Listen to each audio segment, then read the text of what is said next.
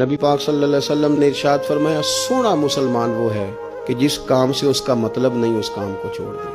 اور نبی کریم صلی اللہ علیہ وسلم نے فرمایا قیامت کے دن زیادہ گناہ ان لوگوں کے ہوں گے جو زیادہ فضول باتیں کرتے تھے، ان کے گناہ زیادہ ہوں گے۔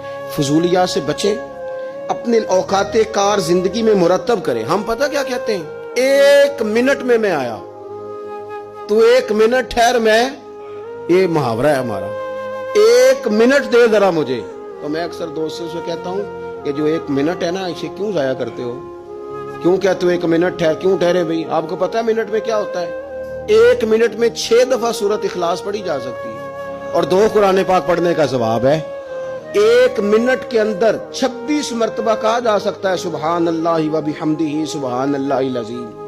اور یہ وہ کلمات ہیں کہ نبی پاک علیہ السلام نے فرمایا زبان سے کہنے آسان ہیں، میزان عمل پر ان کا بڑا وزن ہے، اور یہ تمہارے رب کے بڑے پیارے جملے ہیں، اللہ کو بڑے محبوب ہیں یہ کلمات۔ آپ دیکھیں سبحان اللہ الحمدللہ اللہ اکبر یہ کتنی دفعہ پڑھا جا سکتا ہے؟ 1 منٹ کے اندر کئی دفعہ پیار سے ماں باپ کی زیارت کی جا سکتی ہے، اور جتنی بار زیارت کرو پورے حج کا ثواب ملتا ہے۔ 1 منٹ کے اندر فون اٹھا کے کسی مریض کی عیادت کی جا سکتی ہے۔ اور میرے نبی پاک صلی اللہ علیہ وسلم نے فرمایا جب تم مریض کی عیادت کرتا ہے تو خدا کی رحمت کا دریا بہہ رہا تھا، تو نے اس میں غوطہ لگا لیا ہے۔ 1 منٹ کے اندر تو کمال ہو جاتا ہے، لیکن شرط یہ ہے کہ اس منٹ کو ضائع نہیں کرنا، اس منٹ میں کچھ کر جائیں۔